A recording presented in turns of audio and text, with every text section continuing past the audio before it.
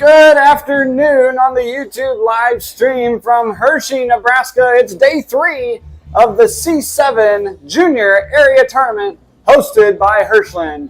A winner goes to the championship game today. A loser sees their season come to an end after fighting back in the elimination bracket. Good afternoon, ladies and gentlemen. I'm Herman Johnson here in the broadcast booth at Hershey's Legion Field, and we are more than pleased to be hosting this year's 2023 Area C-7 Junior Tournament. Already a lot of action so far in this tournament. On day 1, Imperial overcame a 5-run win by a final score of 8-0 to advance to day 2, as did Valentine against this Hershland Trojan squad by a score of 11-1. Yesterday, during the midst of rain and some very cold temperatures for the middle of July, Hershland battled it out and scored big against Sheridan County to eliminate them from the tournament and make it to this game today. And Valentine unfortunately took a loss to the number 1 seed Imperial Horns on a walk-off win in the 5th inning for Imperial. So now the stage is set. Imperial awaits the winner of this game. The loser of this game goes home and waits for senior districts to start. The catch here is whichever team wins today's game will also automatically qualify for the state tournament being hosted in Imperial, as the host team, Imperial, gets an automatic bid. So regardless of win or lose tomorrow, both teams in the championship game will advance to Imperial next week. That tournament will start on Thursday. And Imperial certainly looking to do damage and be the district champion. But first, a game here, the only one today, between Hershland and Valentine. It's a rematch of round 1, and we're going to have it here for you on the Hershland YouTube stream. We'll be right back. We're going to take a quick break as Hershland finishes in and out and do public address announcements. We'll be back for that after the plate meeting. And then we will have first pitch for you right around 3 o'clock. Stay tuned to the Hershland YouTube page.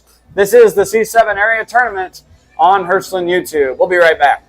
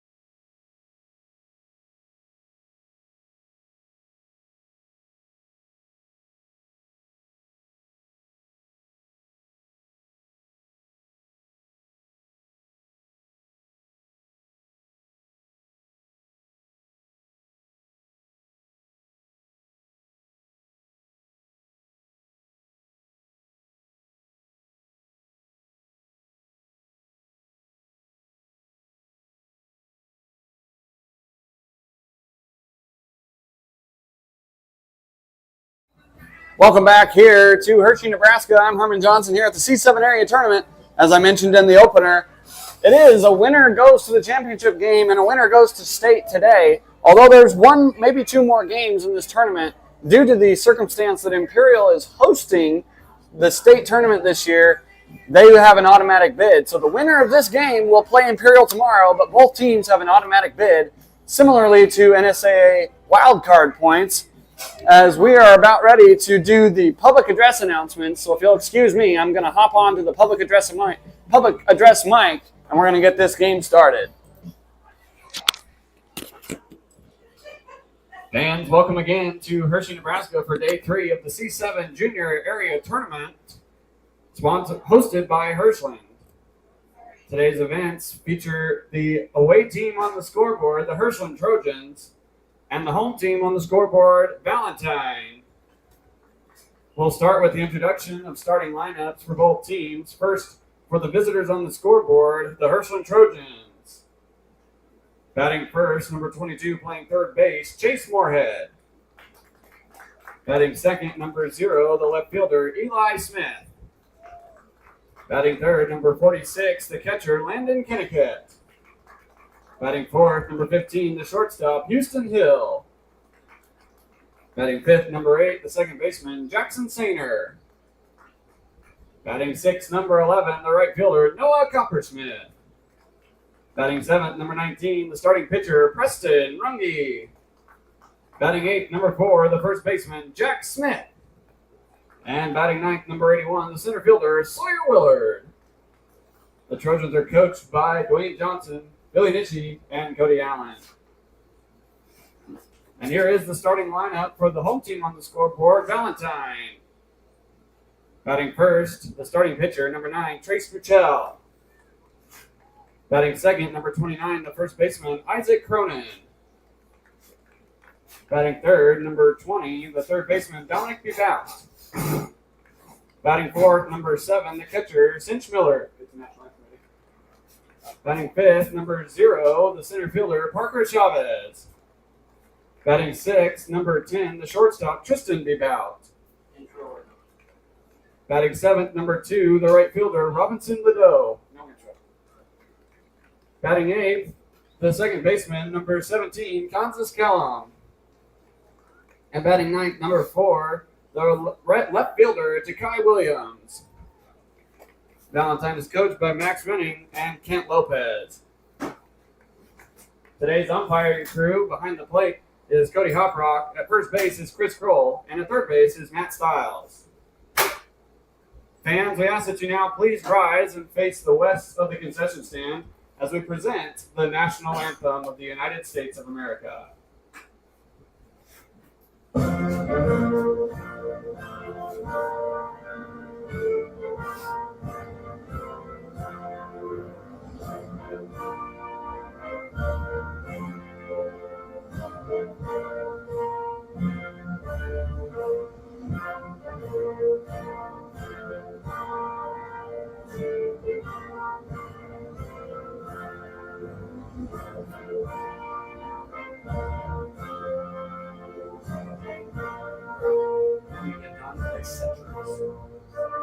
Centuries long, just because it's height zone. Right? Just good. It's height zone.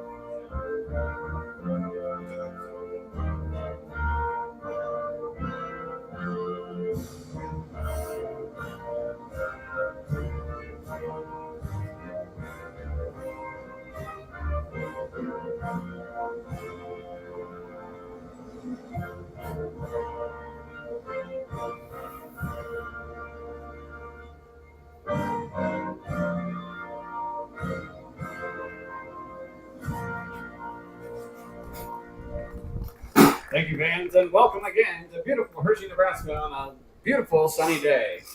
Fans, a quick announcement. Adams Bacon Trust has sponsored almost 250 cent pieces to be given away in the event of foul balls. Please return all foul balls to the concession stand for a 50-cent piece.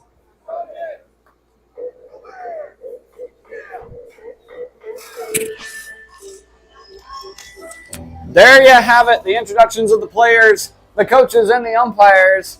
And we are about set to go here in Hershey for Day 3, Game 5 of the C-7 Area Tournament.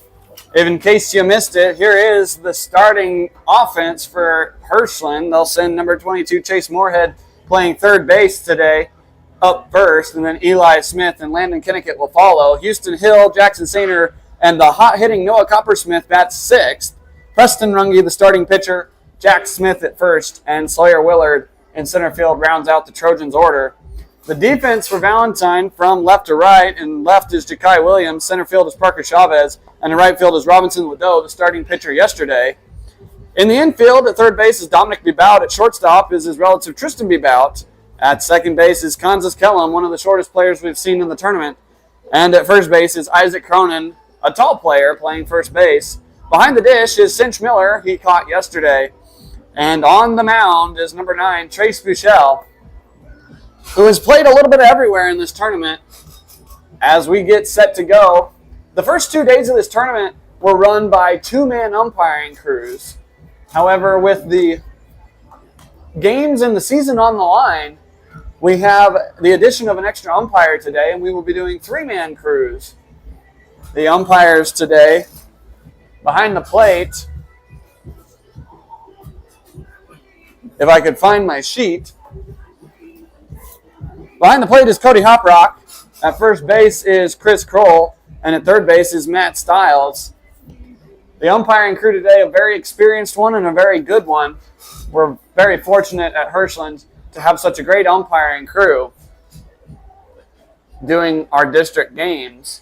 As the field is drug, the sun is shining, there's not really a chance of rain in sight, and we've got one game to decide the second team that goes to state from the C-7 area. As Miller will throw down the second base, we are ready to go here in Hershey, Nebraska, and the first batter for Hershland will be their leadoff man, their third baseman, Chase Moorhead, who wears number 22.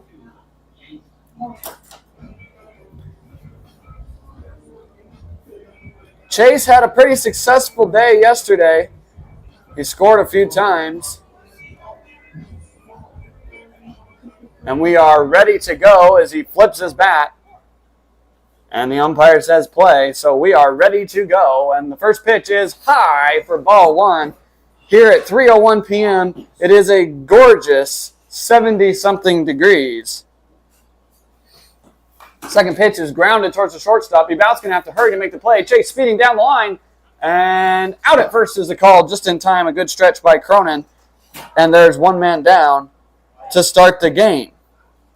That'll bring up the left fielder, Eli Smith, who wears number 0 on that blue top with red lettering, white outlines, red accents on the sleeves, white pants, and blue socks. I've mentioned it before. I love Eli's walk-up song down in Atlanta. And he rests the bat on his shoulder and awaits the first offering. It is down for ball 1 to the left fielder. On the mound is Trace Buechele. He's played a little bit everywhere in this tournament. Like I said, DeVoe started yesterday, and that pitch is away, nowhere near, for ball 2.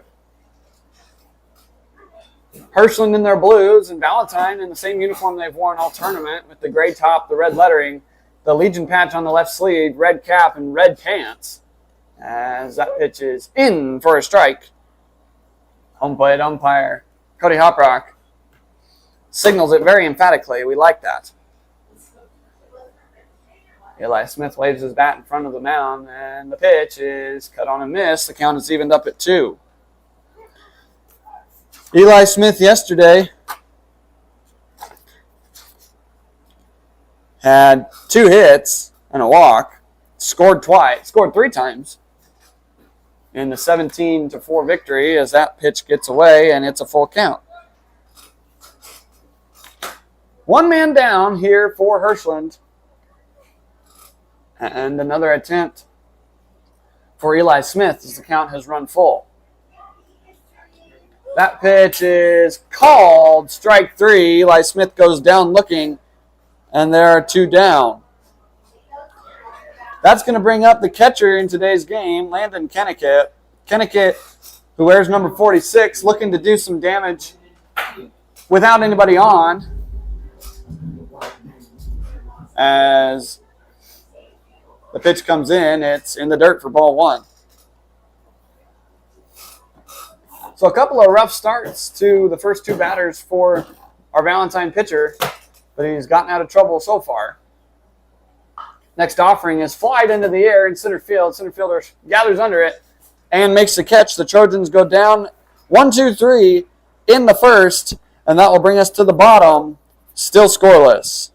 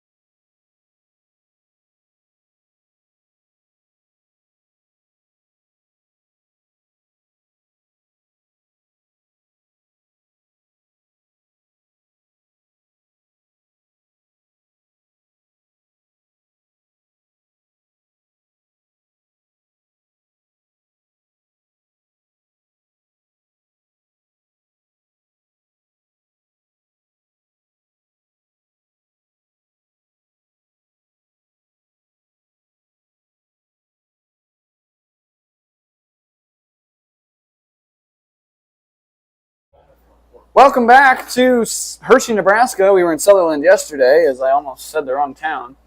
And the first batter up for Valentine will be number 9, Trace Buchel. He is today's starting pitcher. The lineup's changed a little bit. Kansas Kellum, who had been batting leadoff, is now in the 8 hole, and Buchel moves up to the 1 spot. Isaac Cronin used to be in the 3 hole. Now he's in the 2 hole. As that first pitch is lined into left field, that'll be a base hit. Buchel rounds first, but he'll hold there as the ball comes into Houston Hill. And already there's a runner on with nobody out for Isaac Cronin, the lefty.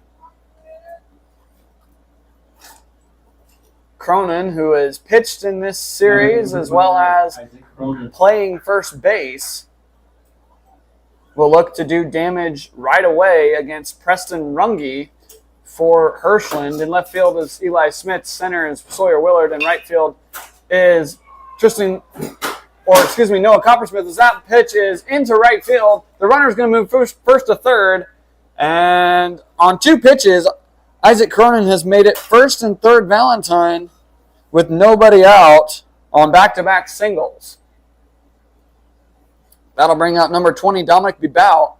He's playing third base in today's game. And already Valentine threatening early in the bottom of the first. Runge's first pitch is high in the air, and Jackson Sanders going to catch it. Chase Moorhead, he's going to catch it. And does Jack Smith get the ball in time? No, he does not. So a fly out to Chase on the first pitch of the at-bat. Runge's thrown 3 pitches. One of them's an out. The F5 records it, and Cronin almost did not get back in time. That'll bring up Cinch Miller, as Hershland almost had a big double play to get out of a jam early. Runner goes, that's Cronin. Cinch Miller squares the bunt, and it's called strike. As you see, the umpire is shifting now with the runner on second and third. Third base gets the priority, and our first base umpire will shift to the middle infield. Preston Runge steps off to regather himself, and Cinch Miller climbs back in. Swings a red Marucci bat over his shoulder. The pitch in is inside. It's an even count at 1 apiece.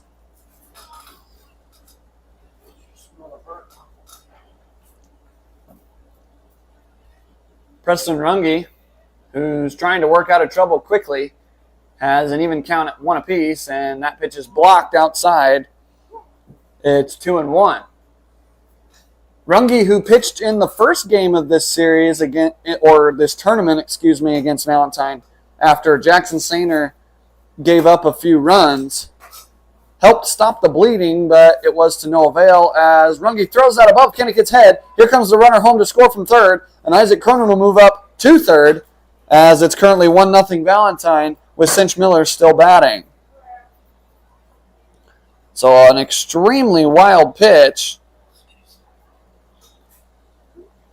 will score the first run, and it's 3-1 to Cinch Miller. Hershland and Valentine both looking to head to the state tournament with a win, as Imperial is already in. And that pitch is roped into left field, more towards center. Isaac Cronin's going to walk home, and the ball is not fielded cleanly by Sawyer Willard in center, but gets it in anyway and holds Cinch Miller to a single. It's an RBI single, and it's 2-0 for Valentine.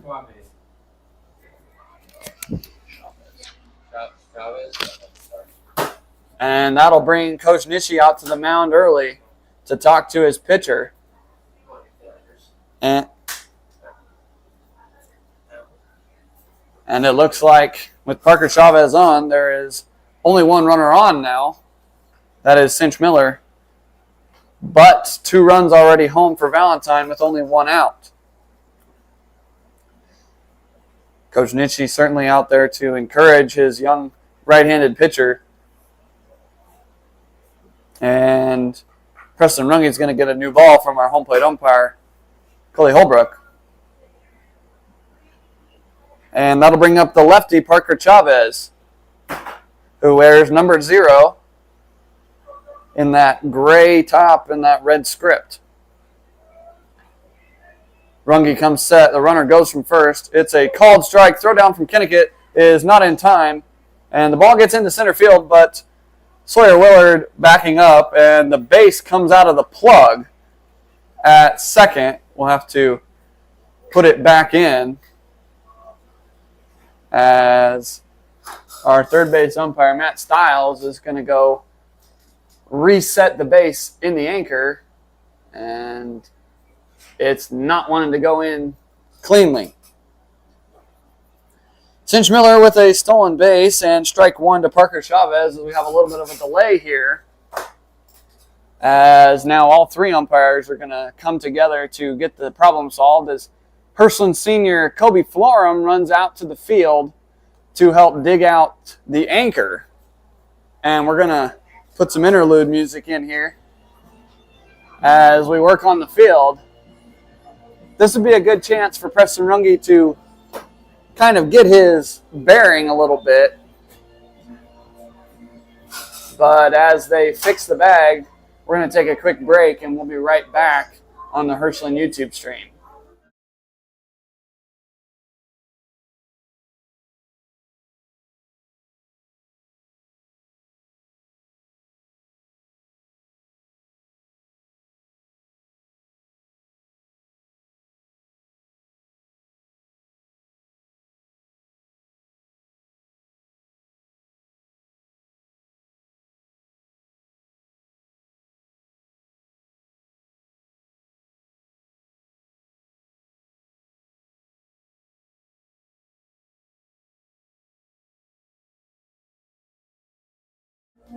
Welcome back to Hershey, Nebraska. I'm here along with nobody, my lonesome. Well, I guess I have my public address announcer, Brock, beside me. I'm Harmon Johnson, as Parker Chavez will step back in with one strike on him after the second base bag kind of popped out of the anchor, and we had to do some work, as Preston Runge will step off to hold Cinch Miller at second.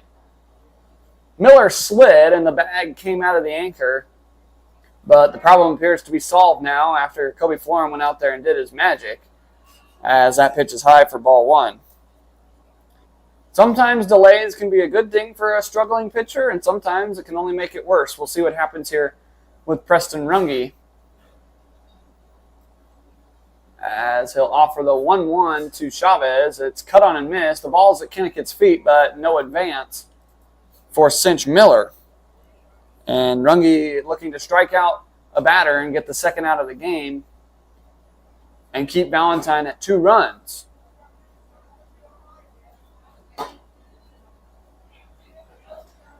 Preston Runge sets. Number 19 fires. It is high and away for ball 2. And the count is even. It's an absolutely beautiful day today compared to what it was yesterday. Some on and off rain showers and a little bit of a cooler day as that pitch is outside and the count runs full. Definitely not the most comfortable to play in, but there could be worse days. It could have been 100 degrees. It's not there yet. It's probably about 75 or 80, and a slight breeze blowing through the ballpark as the payoff pitch will come in. It's lined right at Houston Hill. He's going to take it to the bag himself, and it's a double play to end the inning. So a line-out 6 retires Parker Chavez, and a failure to tag up by Cinch Miller ends the inning. We'll head to the top of the second with Hershland down 2-0 over against Valentine.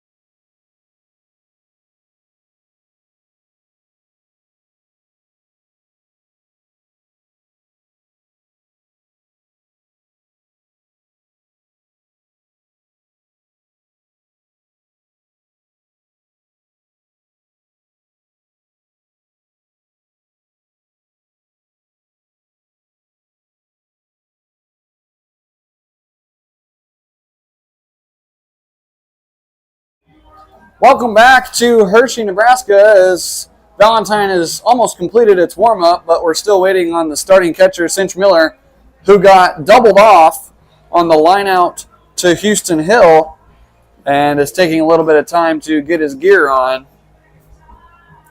The Trojans will send up 4, 5, 6 in Houston Hill, Jackson Sainer, and Noah Coppersmith.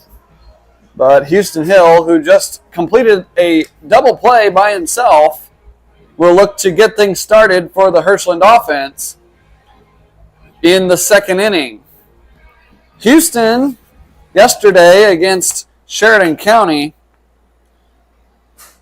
was officially 0 at the plate. He reached on a fielder's choice, an error. He struck out once. He walked and scored and grounded out.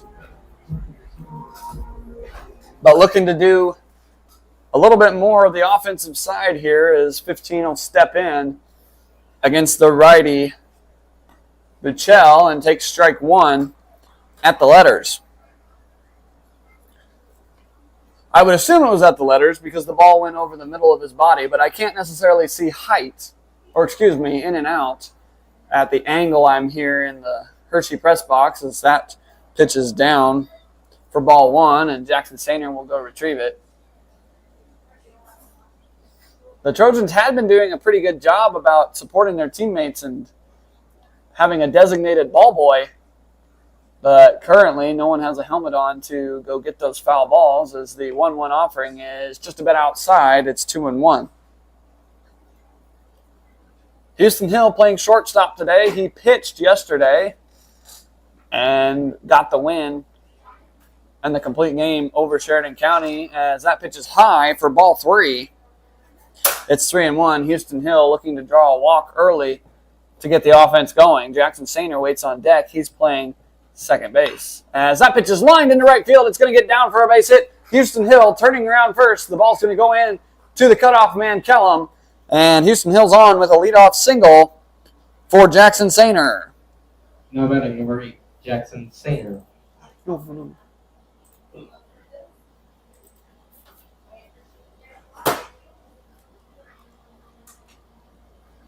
As Jackson Sainer's walk-up song is being a little finicky here.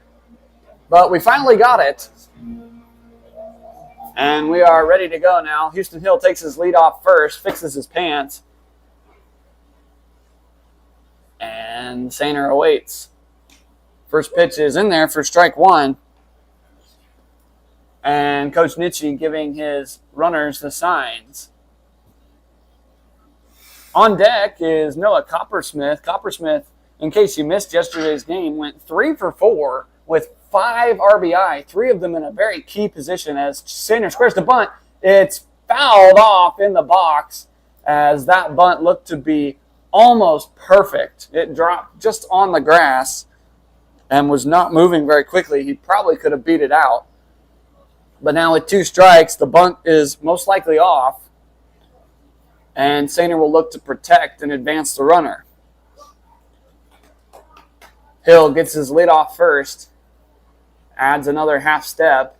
Not going. It's chopped into the ground towards the third baseman. It's going to get through the hole. Houston Hill will turn at second base, but the left fielder will grab the ball and throw it back in. And there's 2 on.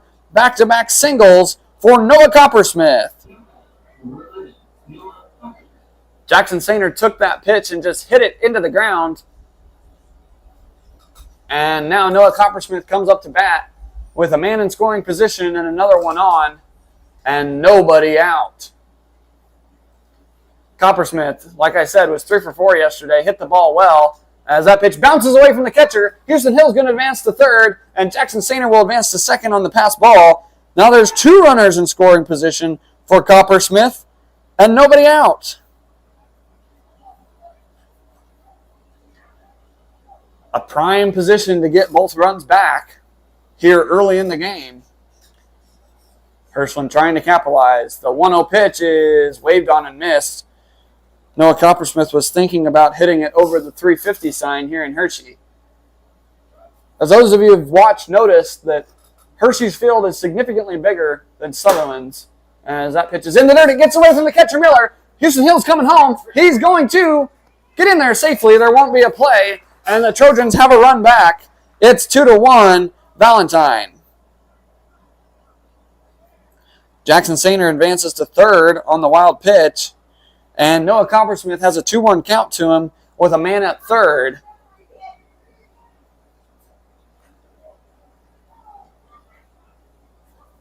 Coppersmith has a big hole in the right field gap between the center fielder and the right fielder as they shade him to pull. As that offering, he squares to bunt, but pulls back, and it's 3-1. Coppersmith could draw a walk and have runners at the corners for the starting pitcher, Preston Runge.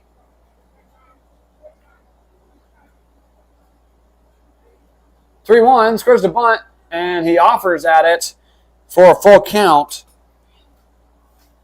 Now Coppersmith will have to protect or take a walk to extend his at-bat. Number 11's ready. The pitch is popped straight up in the air, back towards the backstop. Catcher running towards it. Miller is not going to get it. And we'll do it again at 3-2.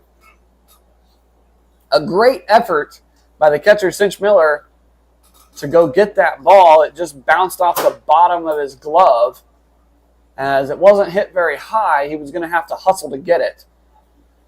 But another payoff pitch with nobody out coming to Noah Coppersmith from Trace Buchel. Here it is. It's pop foul again, this time higher in the air. Miller going to get it. And this time Isaac Cronin, he will make the catch. Jackson Sainer doesn't tag. And there's one out for Preston Runge.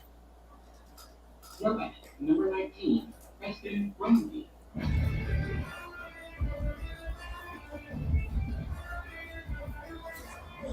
Runge yesterday walked twice, struck out looking once, and got a RBI single as he is now stepping in with the Posey bat. The pickoff to third is not in time. In time, and Jackson Sainer was caught sleeping. And there's no runners on now for Preston Runge and 2 outs.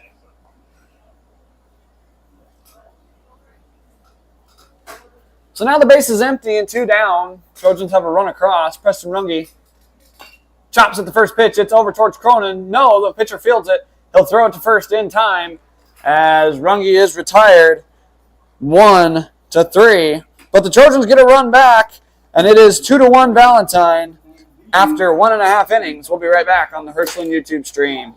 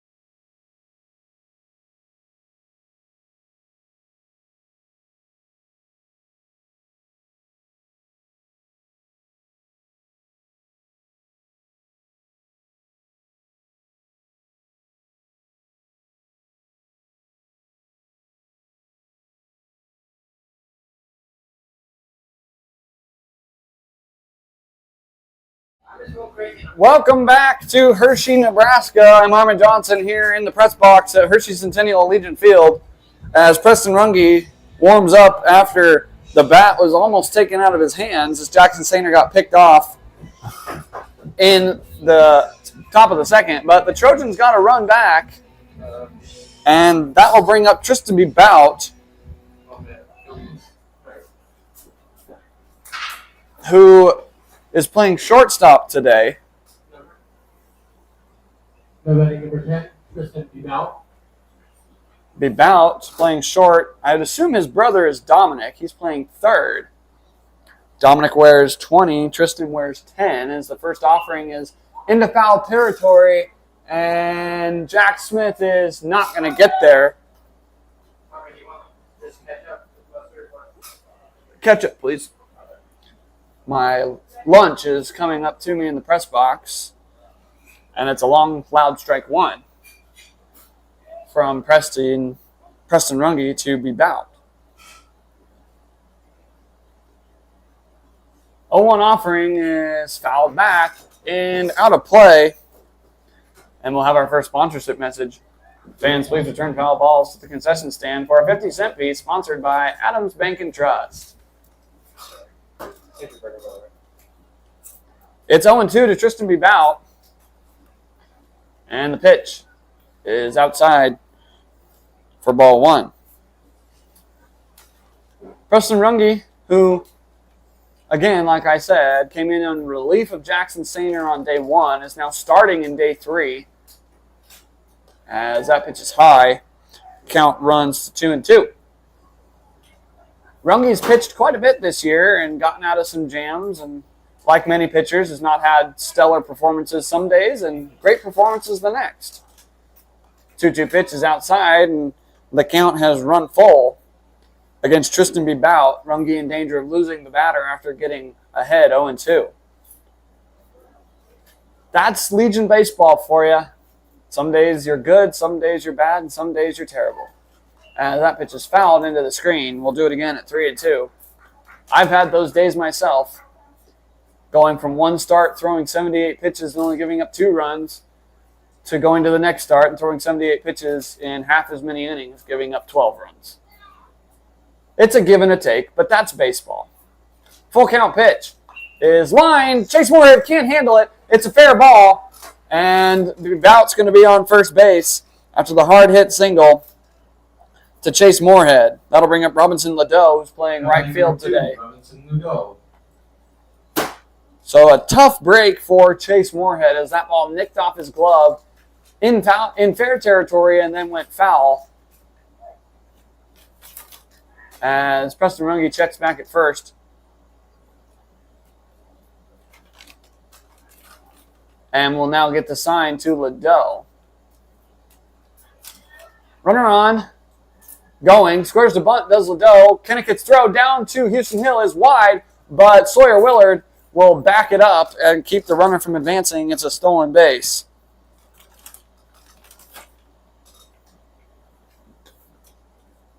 Ledoux squared to bunt, but pulled back, and it's ball one. And head coach Kent Lopez giving his runner Tristan B. Bout a little bit of encouragement after he's already had one player fail to tag up and get doubled off. Runge's 1-0 is way high for ball two. And the question for most teams at this level is, how long do pitching staffs last? As those of you who are unaware, there is a pitch count in Legion baseball, and you have to have so many days of rest between starts or appearances based on the number of pitches you throw. 2 of the pitchers in the tournament are already done for Hershland, Jackson Sainer and Houston Hill, who both went over the 80 pitch mark. So they are done until at least Wednesday. If the Trojans should advance to the state tournament, they would be available. But they are currently unavailable for the rest of the tournament as that pitch is swung on and missed for strike one. Runge is still behind 2-1. So Runge is the man today.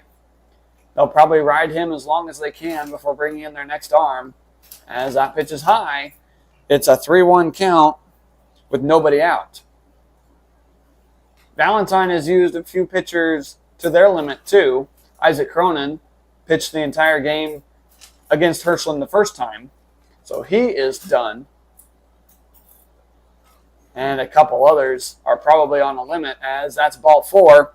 There are 2 runners on and nobody out for Kansas Kellum, Now batting number 17, Kansas Kellum, who, compared to Imperial yesterday, Carson Terryberry, Kansas doesn't even look like he's old enough to be playing juniors. But he's made a name for himself in this tournament. Kellum, who had a bad day yesterday, 0 for 3 with 2 strikeouts, had some success against Hershland walking twice and getting a single. So he was 1 for 2. As the first pitch to him is high for ball 1. Runge looking to find the zone again against Valentine's second baseman. 2-1 the score. It's the bottom of the second. And the 1-0 pitch is popped straight up in the air. Kinnickett coming back. It is an infield fly. Foul and dropped.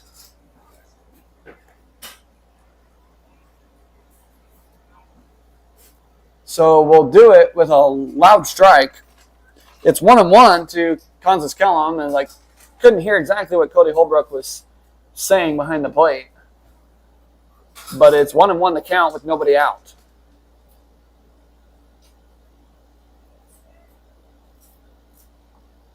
The 1-1 offering is away. It's 2-1. And on deck would be Ja'Kai Williams, who is playing right field today. 2 runners on and nobody out. Another prime position for Valentine to potentially add on to their lead as Runge steps off. Sainer was heading to the bag to attempt a pickoff, but none will happen. And Runge will come set again with the 2-1 offering. Here it is. It bounces on the plate for a 3-1 count, and Preston Runge is in danger of walking the bases full with nobody out.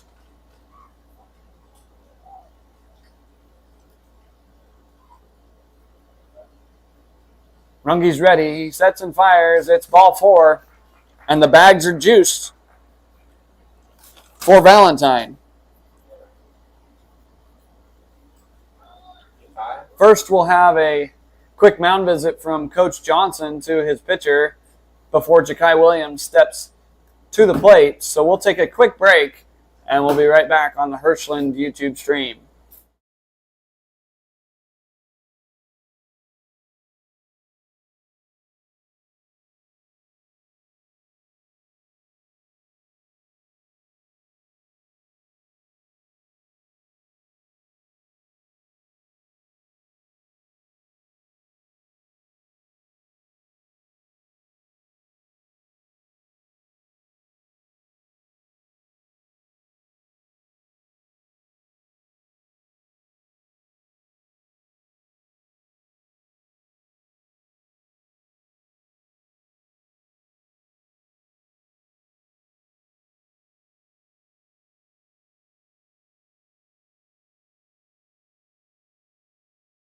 Welcome back to Hershey, Nebraska. As the mound visit is over, Coach Johnson heads back to the dugout, and Preston Runge has himself quite a situation. It's bases loaded, nobody out for Valentine, and the number 9 hitter, Ja'Kai Williams, steps to the plate as we're joined by Kobe Florum here in the press box. That pitch is in the dirt for ball 1. Kobe, how you feeling after the first time being on Friday night? No, I feel a lot better, more confident in what I'm going to say, I guess. So the 9-hole hitter up for Valentine, and Hershland in a pretty similar situation that they had in the first game, as that pitch is roped foul. That'll be a 50-cent piece. Please return all foul balls to the contested stage. Hershland gave up quite a few runs early in that first matchup with Valentine in this tournament, but currently trying to keep it close as it's only 2-1, but a threat here for Valentine with the top of their order lurking. The 1-1 is line foul. It's going to stay in the ballpark. Noah Coppersmith running over. He'll dive and not make the catch. It's 1-2. So I was just discussing earlier how pitch counts can affect tournaments. And from personal experience being a catcher, how does it feel to be catching somebody who's maybe not the most confident on the mound? As that pitch is lined, Jackson Sainer ranging over. Noah Coppersmith not going to get it. All the runners are going to move. Sainer's going to throw to second. Houston Hill gets the out there, but a run will score. Tristan B. Bout comes in, and Kansas Kellum is forced out on the 4-6. You know, for me, as a catcher, I Number 9. know it's a job to go out and try to help our pitchers, even if they're not confident. As a catcher, you're kind of the person that's got to help them gain that confidence and know that everybody behind you has got their back. And it's not necessarily that Preston Runge is inexperienced as a pitcher. He's pitched quite a bit, but this is one of his first starting roles as the runner goes to second. The ball gets away from Landon Kenneckett, and another run's going to come home. Ja'Kai Williams is heading down to third. The throw down to Chase Moorhead will be in the dirt, and there's a runner at third and a run home as the score is now 4-2, or 4-1, excuse me, in favor of Valentine. So, like I said, Preston Runge is not exactly inexperienced, but he doesn't start very much. This is his first game starting, isn't it? Or there might have been one in the regular season, but this is definitely one of his first. As that pitch is a ball, it's 2-0 to the leadoff hitter and the pitcher, Trace Buchel. And yourself being a pitcher, you know in a tournament situation that if you go over a certain number of pitches, you might not pitch again in that tournament. Yeah, well, we lost. We're already down 2 pitchers in 2 days with the juniors, and it's rough coming in 4 games not having many pitchers. And certainly that'll be the situation that either Hershland or Valentine faces tomorrow against Imperial, as they are a much deeper team, and Hershland and Valentine are probably on their last string of pitching staff that has experience. As that pitch falls in for a strike, it's 3-1. We've seen that in the past. You run out of pitchers, or maybe another team runs out of pitchers, and all of a sudden it's a different tournament. So that is foul. It's a full count now. The pitching count definitely has a big effect in the tournaments.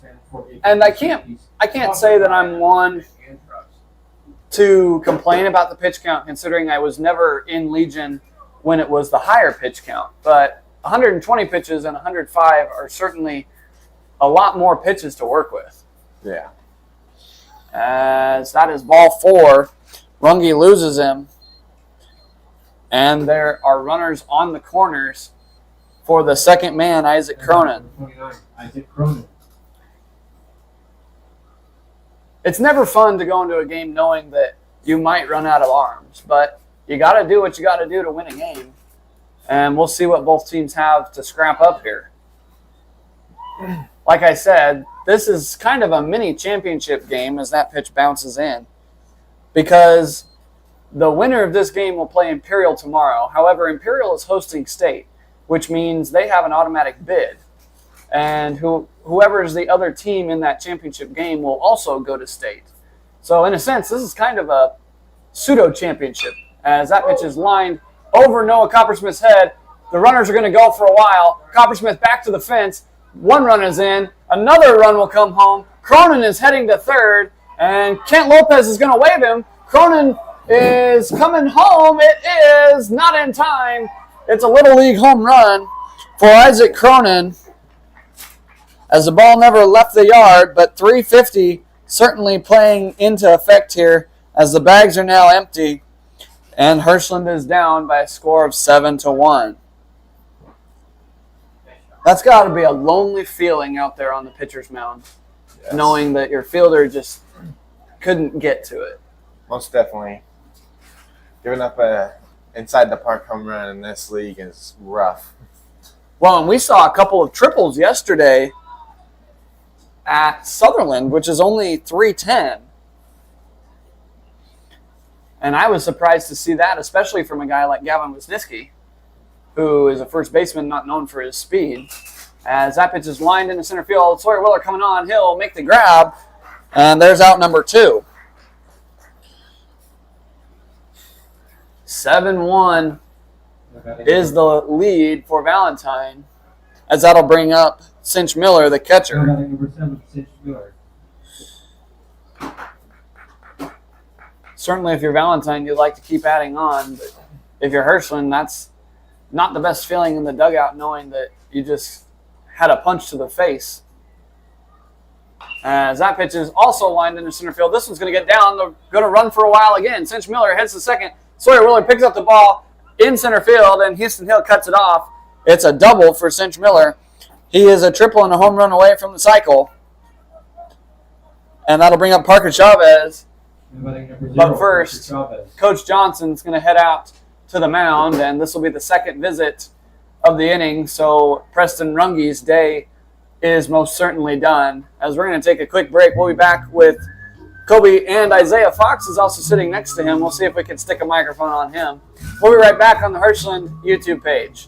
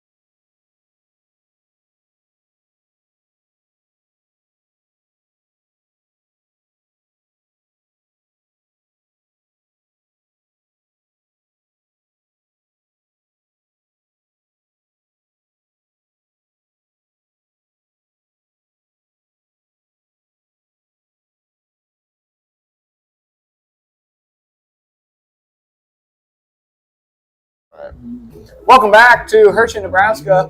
Harmon Johnson here alongside Kobe Florum and Isaiah Fox as we have a new pitcher on the mound for Hershland. It's number 22, Chase Moorhead.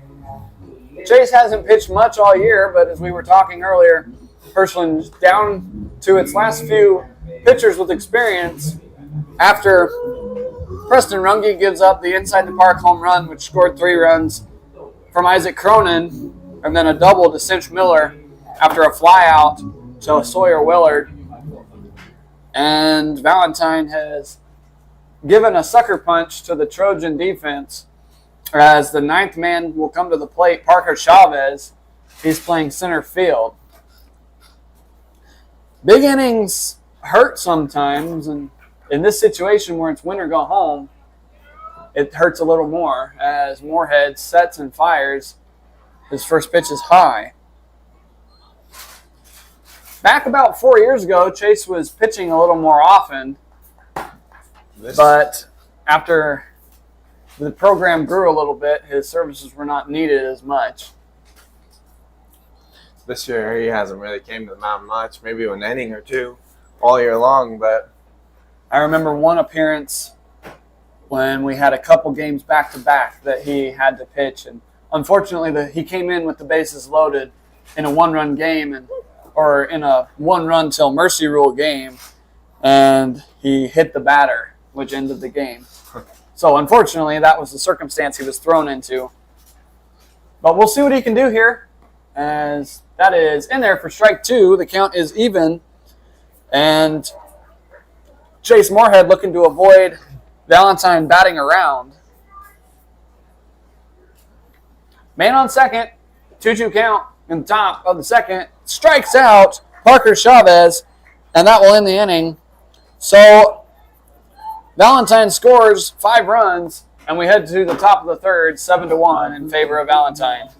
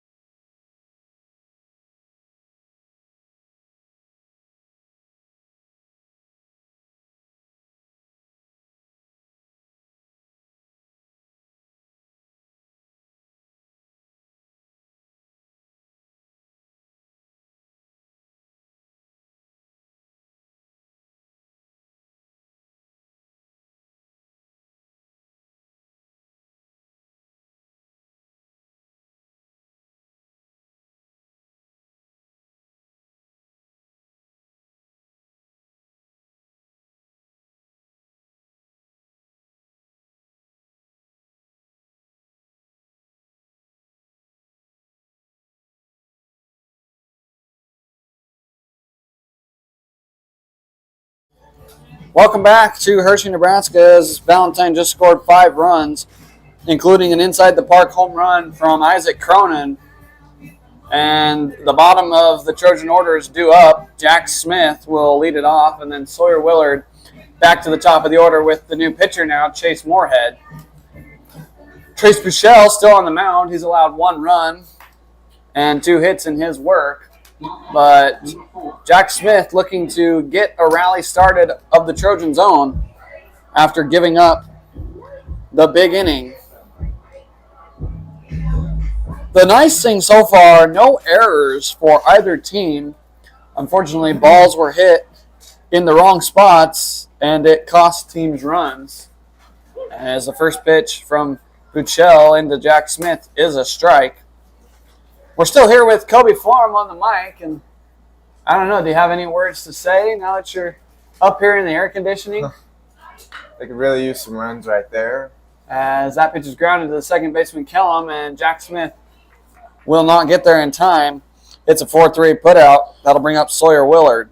This is a big inning for the Trojans here. They need some runs on the board. Definitely feels like a do-or-die situation in this inning, that if you give Valentine a chance to bat, as we didn't get Barbie Girl cut exactly the right way.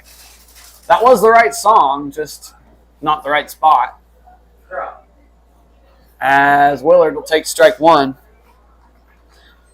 Definitely you need to score a couple runs to stay engaged both mentally and physically. It's hard to play from behind.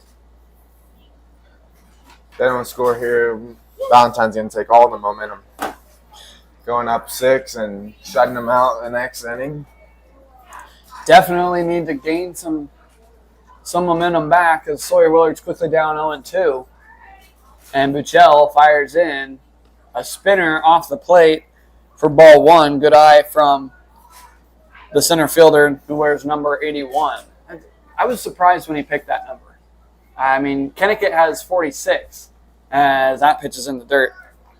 And the next highest number, I think, is Mr. Fox sitting here with 30. But you just don't see those weird numbers in baseball. Definitely a unique number, but most numbers mean something to him, so I'm sure it has something to do with that. As that pitch is swung on a miss, Sawyer Willard is going to head down to first base. The ball is right under the catcher. The throw is not in time, and Sawyer Willard is on with the drop third strike. There's the start of maybe a rally for Hershland. Number 22, Chase. That'll bring up Chase Moorhead, who grounded out in his first at-bat on the second pitch of the game. Chase Moorhead, who hits a lot of ground balls, looking to avoid the double play and keep the train moving. That's another thing that some of these junior level players don't recognize, is the drop third strike is in effect. And sometimes they don't run right away. As that pitch bounces away, Sawyer Willard's going to advance to second on the extremely wild pitch. And it's ball 1 to Chase Moorhead, looking to bring the runner in from scoring position. The umpires shift over to the positions at second and third now, with a play potentially happening at the third base bag. Do you like the 3-man crew for a more important game? It's definitely needed in bigger games like this, and it makes it a lot easier on them. That ball gets away from the catcher, and Sawyer Willard is going to advance to third without a throw. It's a pass ball, and now there's a runner 90 feet away with 2 balls, the count to Chase Moorhead, and a prime opportunity to get a run back. Well, here we go, Kobe. Just the start of what you said needed to happen. They need to score a couple. That can't happen without a runner getting to third. Now anything on the left side potentially scores a run. As that pitch is waved at and missed, it's 2-1. Chase can be a little eager to swing at bad pitches in a big situation. Wouldn't you agree? He's definitely aggressive at the plate. As that pitch bounces in, it's 3-1, and a walk would do just the same thing as potentially a hit, as there'd be 2 runners on with Eli Smith coming up. 3-1 is grounded to the right side. The throw is not going to come home. It's going to go over to first. Valentine trading an out for a run. Sawyer Willard scores, and Chase Moorhead gets an RBI on the ground out. There's 2 away for Eli Smith. Smith will bat with the bases empty, but a run is back on the board after giving up 6 in the second. And Eli Smith will look to start something again. Big hole in right center. That pitch is away for ball 1. The run was definitely needed, but he's still behind 5, and they might need a couple more to get back in this one. A couple of runs an inning really help to keep your guys engaged on the bench, as that was ball 2, I believe. Next offering is in for a called strike. It's 2-1. A nice sunny day, a little breezy out, as you can see by the trees, but perfect day for baseball as Eli Smith grounds one right to the pitcher. He goes down to a knee to field it and will throw over slowly to first, but in time to retire the side. But the Trojans get a run back. It is 7-2, and we head to the bottom of the third. Valentine leading by 5.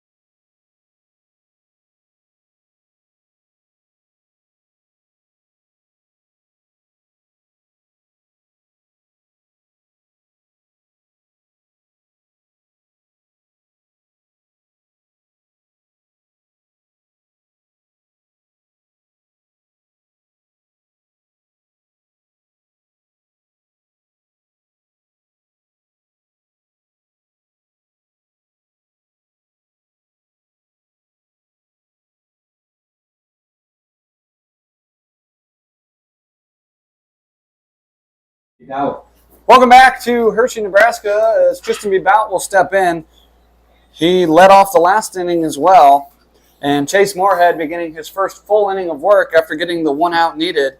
It was a strikeout to Parker Chavez, and the lefty will go to work here against a right-handed batter. First pitch is outside for ball 1. And Kobe is back with us. He was in such a hurry to get back on the mic, he almost fell up the stairs. You know, it happens to the best of us. As that pitch is outside for ball 2. Tristan B. Bout looking to start another rally. He singled and came around to score in the 5-run Valentine second inning. As Chase Moorhead fires one down, it's 3-0. And in danger of walking the leadoff man to start another Valentine rally.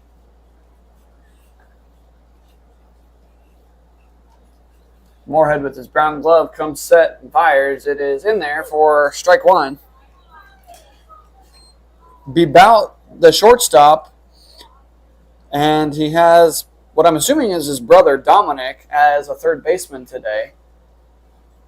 This one, Tristan swings and misses at strike 2. He wears number 10, and Dominic wears 20. So that's kind of something cool. I know you and Kenyon have 23 and 3 as your numbers. Yes. As that is lined in the left field. It's going to get past Eli Smith. The outfielders were shaded in. The throw is going to come into Houston Hill. cut off the throw to second, and Preston Runge's not going to get there. It's a double for Tristan Beabout as he was hustling out of the box. Robinson Ludo. And Robinson Ledoux, who has pitched and played just about everywhere on the field so far this tournament, will step up to the plate today in right field. During the first game, I was a little concerned I wouldn't be able to get these Valentine names down. You have Buchel and Beabout and Ledoux, but now I'm more confident. I've called 3 games for them now. It's just really intimidating when you see some of those names. Definitely. What's intimidating about a French name?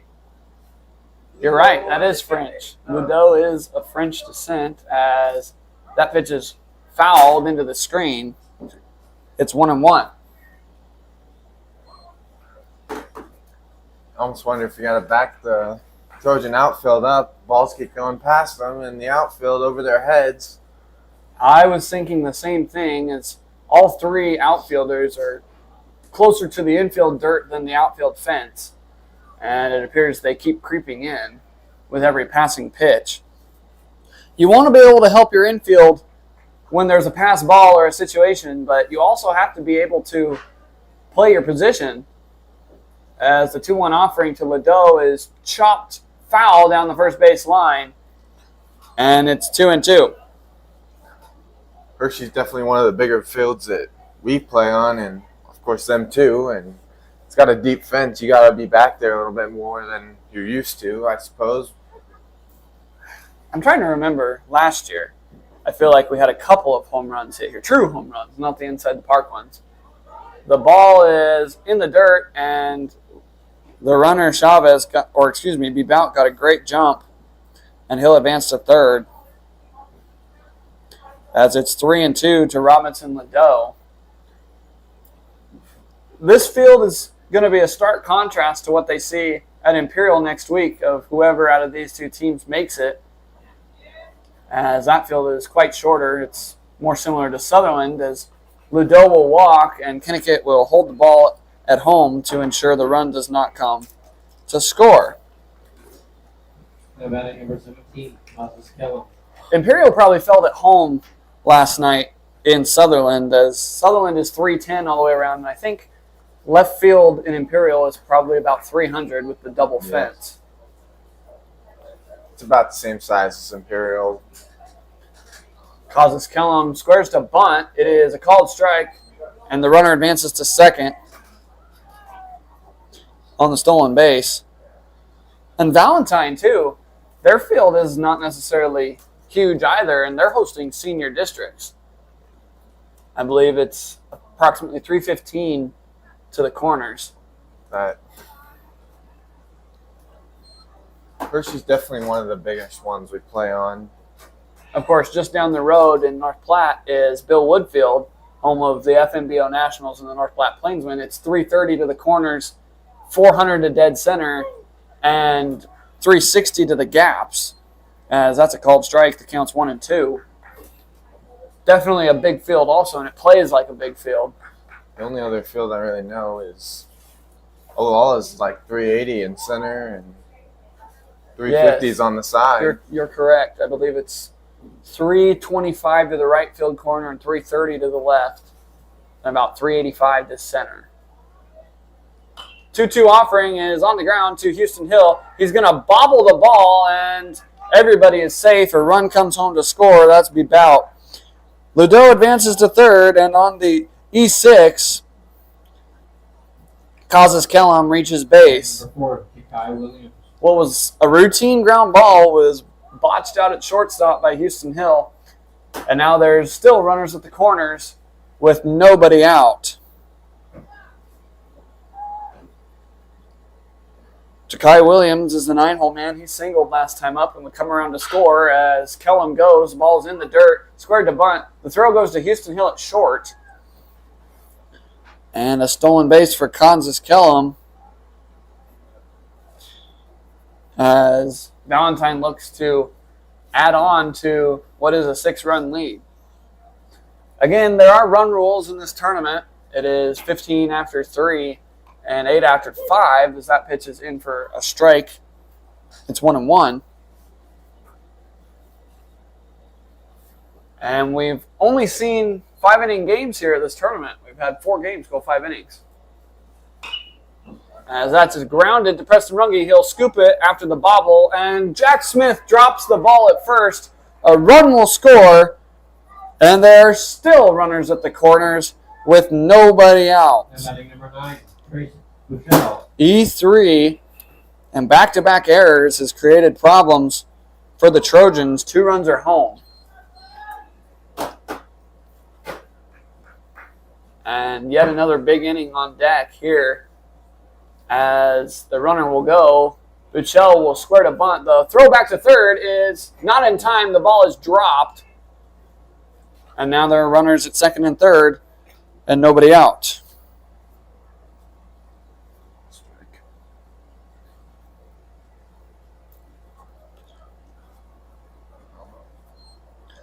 Buchel had the first pitch to him. It was away for a ball. As that one's in the dirt, it gets past Kinnickett, and another run is going to come home for Valentine on the pass ball. Ja'Kai Williams will move up to third base, and there's a runner 90 feet away for the leadoff man, Trace Buchel. 10-2 the score. If it were the 5th inning, this game would be over. But it is the 3rd, and we'll keep going. As I update my scoreboard, that pitch is grounded to Jackson Sainer at third and not fielded cleanly. A run will score, and Coach Nitschke's going to pop out of the dugout to have a chat with his infield. I wasn't watching the play that closely, but if I had to assume, it was an E5. Definitely. Errors can kill you in this game. And the Trojans have let 1 error turn into 3 now. And Isaac Cronin, who had the inside the park home run, will come up next. Hershland would like to thank some of its sponsors: Bruce Furniture and Floor Covering, Simplot Grower Solutions, Mitch Moorhead at Shelter Insurance, and some of our Grand Slam sponsors: Dreamcatcher Dynamics, H&B Agency, Hershey Agency and Hershey State Bank, and the North 40 Chop House.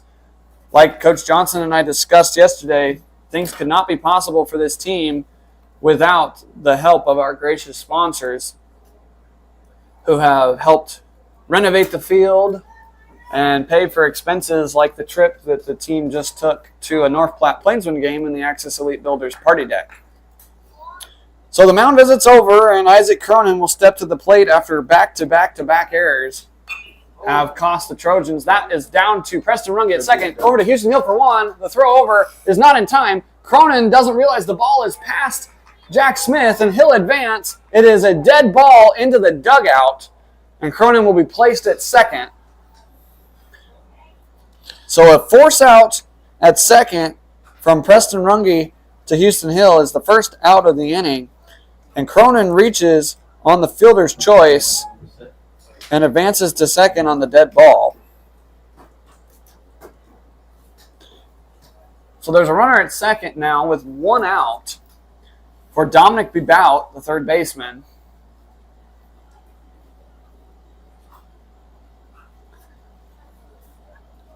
And he will step in the box with his black and red bat and a completely black helmet against that gray top. Cronin wears a sliding mitt, not going. The ball is bounced in front of the plate, and Kinnickett's not going to get there. And Cronin will advance to third on the wild pitch.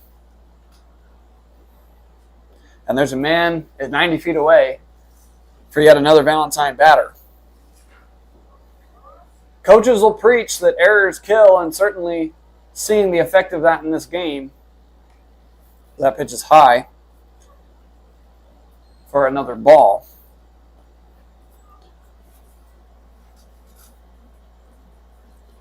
Again, winner of this one will play Imperial tomorrow, but is an automatic bid to the state tournament as that pitch bounces off the plate. It's 3-0. And Chase Moorhead in danger of walking another batter. State tournament being hosted in Imperial this year. They've done quite a bit of work to get the field ready for that tournament. They put in a warning track this year, as well as bullpens, I believe. Bullpens, new dugouts. Yes, they did get new dugouts. I forgot about that. In fact, they were so new that when we went down there to play early in the year, our dugout didn't have siding on it. It was open air. But professional style benches, and that pitch is ball 4. There's runners on the corners with 1 out. Professional style benches with plenty of space to set all your stuff. As Coach Johnson will head out to the mound, that means Chase Moorhead's day is done due to the second mound visit. We're going to take a quick break and find out who the new pitcher is after this on the Hershland YouTube stream.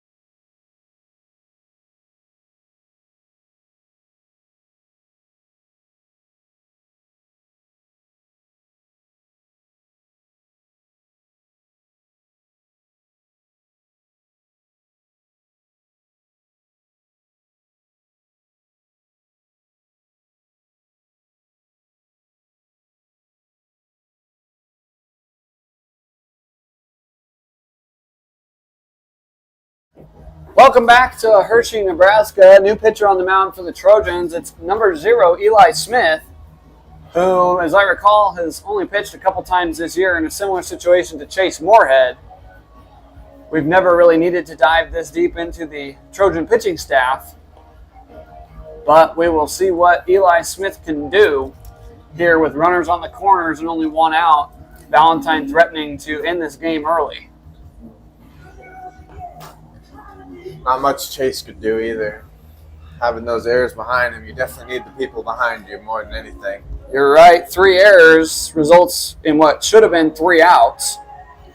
And Chase should have been out of that inning without allowing 2 of the 3 runs that could potentially come across here, as both runners on are his responsibility.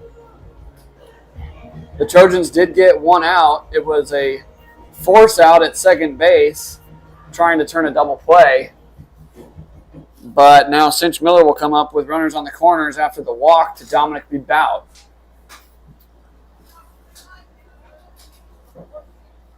Bebout playing third. The new left fielder for Hershland is Preston Runge, as the throw down to third base is not in time, and Bebout will take second.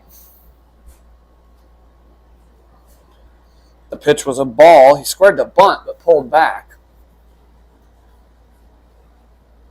New left fielder is Preston Runge. Center field is still Sawyer Willard. And then right is Noah Coppersmith, as that pitch is in for a strike. Eli Smith evens the count at 1. The third baseman now is Jackson Sainer. Houston Hill still at short. Chase Moorhead moves from third to the mound to second, and Jack Smith still at first, as that pitch nearly clips Cinch Miller for ball 2.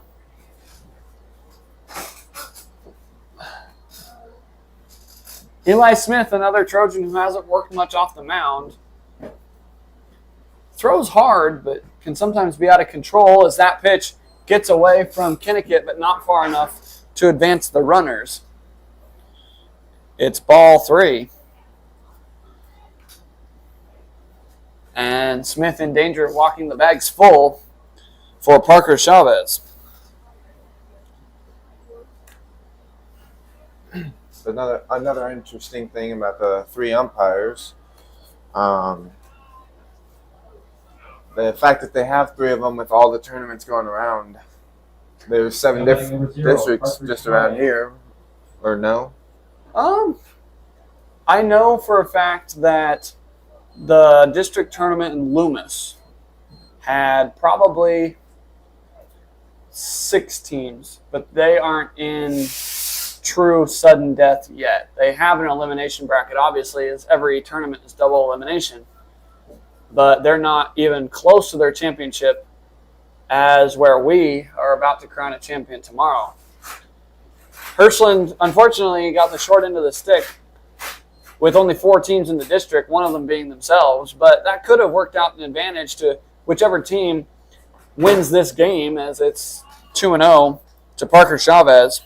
Well, there's a possibility of 3 teams coming out of the district going to, or no?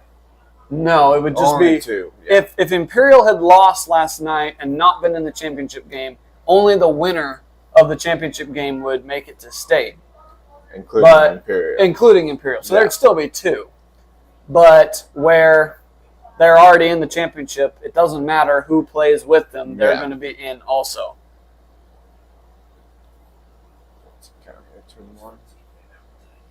So here is the 3-0. Is ball 4 and a walk as an RBI, as Valentine is now batted around. The Trojans did a similar thing as Valentine is doing now to Sheridan County last night, as they scored 8 runs in the 5th inning of a game. It's the 3rd, and Valentine looking to add on as Bebout takes strike 1. In this inning, they've scored 5 more runs, and the score is 12-2. That pitch is a ball blocked by Kennecott to keep the runners from advancing. And only, again, there's a run rule after 3 innings, it's 15. And after 5, it is 8 runs. So Valentine looking to get to that proximity here early in the 3rd, as that pitch is high for ball 2, and the Trojan pitching staff not able to find the strike zone. Bags full of Badgers as the 2-1 pitch comes in. It's a little bit high. It's 3-1. And like last night, a walk is an RBI and will extend the lead. Valentine maybe warming up a picture over there. Save him maybe. That is strike 2. Eli Smith fire one's in, and it's a full count.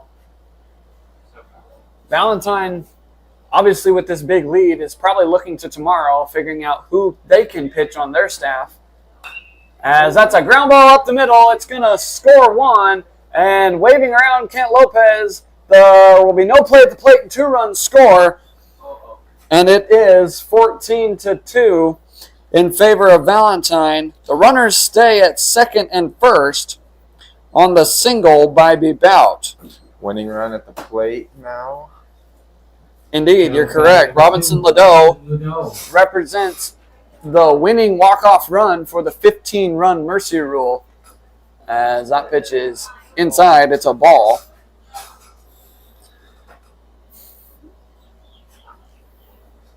If Hershland does bat in the 4th, it will be Kennecott, Hill, and Sainer. But right now, Valentine looking to end this game early as the ball gets past Landon Kennecott, and the runners will advance to 3rd and 2nd. So 2 in scoring position now for the winning run at the plate. And a 2-0 count.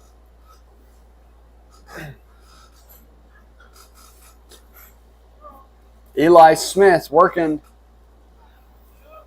Hershland definitely in desperate need right now. As that pitch is inside, and the throw back to 3rd hits the runner. And he is back safely. It's ball 3. And an open base at 1st would introduce a force out everywhere if he gets on. But the winning run would be on base. 1 out. 3-0 pitch is nowhere near. And it's ball 4 to Robinson Ladeau. That'll bring up Kansas Kellum But first, a visit from Coach Johnson Batting number 17, to the mound. Kelly. As we will take a quick break to update the scoreboard. We'll be right back on the Hershland YouTube page.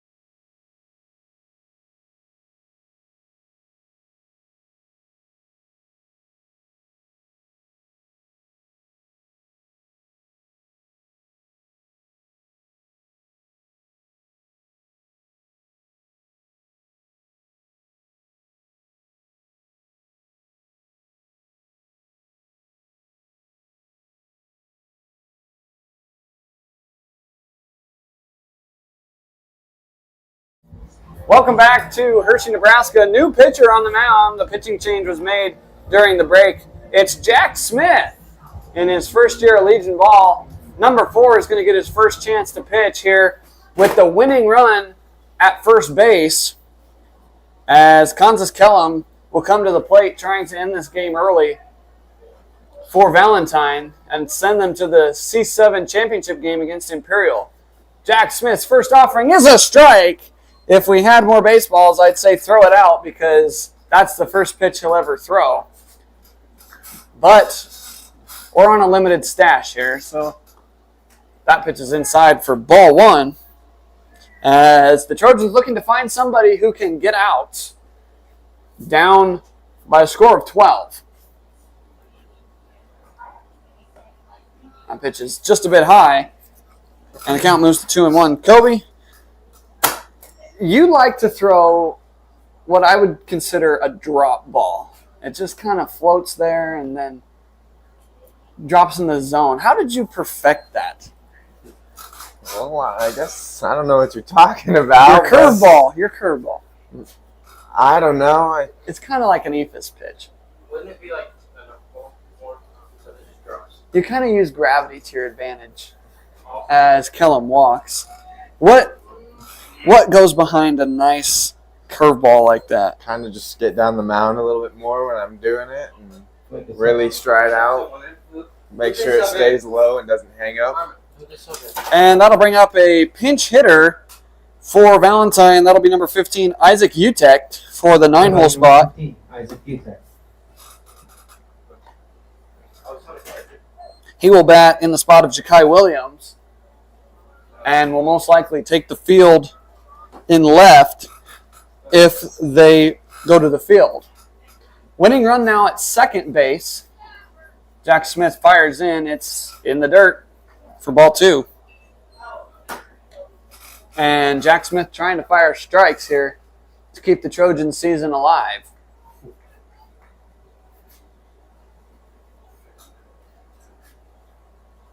That pitch skips in front of the plate.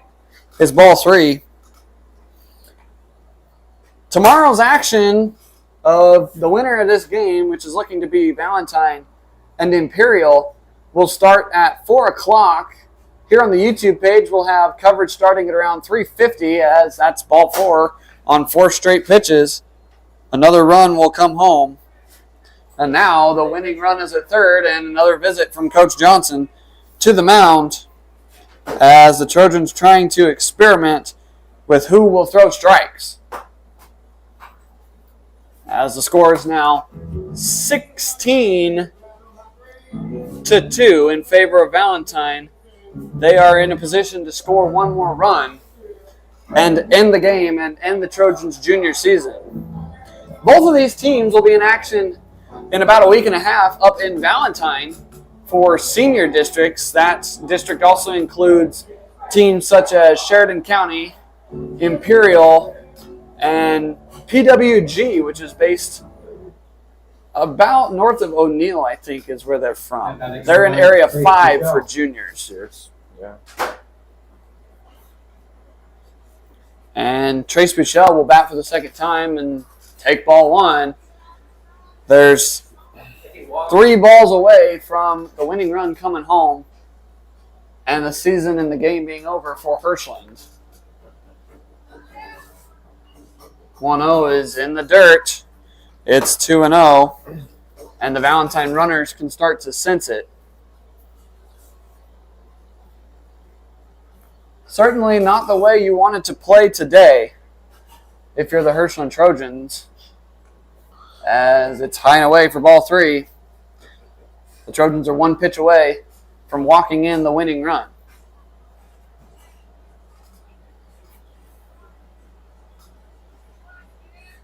Smith gets the sign and fires. It's inside. It's ball 4, and the winning run will touch the plate. That will do it for this Game 5 action, I do believe. After the runner touches first, it's over.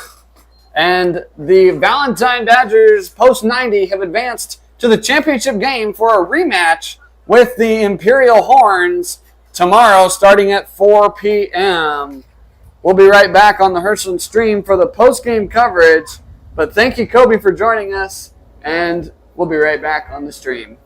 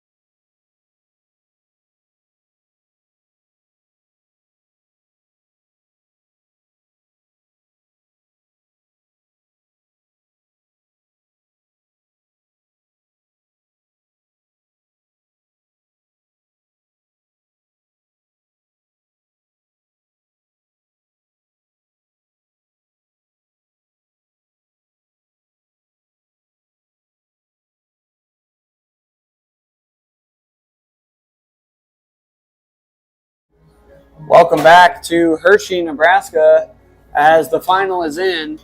Valentine takes Game 5 against the Hershland Trojans by a final score of 17-2. The winning run was Tristan Bebout. He scored on the RBI walk by Trace Buchel. And that finishes the junior season for the Hershland Trojans. A tough way to end the year on a 17-2 defeat. But that's baseball. And their chances of going to the state tournament have come to an end. But now, here it is. We have the final set of games set up for you. Valentine will advance to the championship game tomorrow for a rematch of last night against the Imperial Horns, a game in which Valentine seemed to have been playing pretty well until the last inning, the 5th inning. But here they are. Valentine and Imperial are both state-bound, and they will play tomorrow for a chance at the District C-7 Junior title. However, I'm sure Valentine is thinking the same thing the Hershland Trojans were at the beginning of the day. It's nice to go to state, and they will do just that, as we won't know which seed yet until all the district results are in. But congratulations to the Valentine Post-90 juniors, as they will have a berth at the state tournament in Imperial next week, regardless of the outcome tomorrow against Imperial. Coaches, when you get a chance, please head to the scorers table with Mitch Moorhead to verify pitch counts. As I had to make a quick public address announcement there, you can see down the third base line the Trojans having their post-game talk and the celebration on the other baseline as a team just became state-bound. And we offer our congratulations to Valentine and Imperial both for qualifying for the state tournament here next week. That will do it for the Hershland junior season. They finished the year on a 17-2 loss, as I think the pitching staff was just a little bit worn out and worn thin. But the juniors will all be back in action in about a week and a half when the seniors travel to Valentine to take on Class C-7 area against teams in the Valentine area such as Sheridan County and PWG out of Pierce. There are a couple more teams in that district tournament. I think Bridgeport is one of them. But that is a 17 tournament, which will be a little bit longer than this one. However, that will have to wait for another week and a half as the postgame has come to an end and the junior season is over. That will do it for our coverage of C7 area for today. There was only one game scheduled today due to the 4-team bracket format. And we will have live coverage of the live stream game for the championship tomorrow. It's the Valentine Juniors against Imperial. And we'll have that game right here for you at Sutherland's Field. Coverage will begin at around 3:45 or 3:50 right here on the Hershland YouTube. For those of you who watched today, we'd like to extend a thank you for tuning in and supporting the Hershland Trojans throughout the season. The seniors will be back in action next week, or excuse me, 2 weeks from now. But that will do it for district play for the Hershland Trojans. They fall in a final score of 17-2. That's it for our coverage here on the YouTube stream. I'm Harmon Johnson signing off for now. We'll see you tomorrow night for the championship game of Area C7. Until then, have a great evening, everybody. Thank you for listening on the Hershland YouTube stream.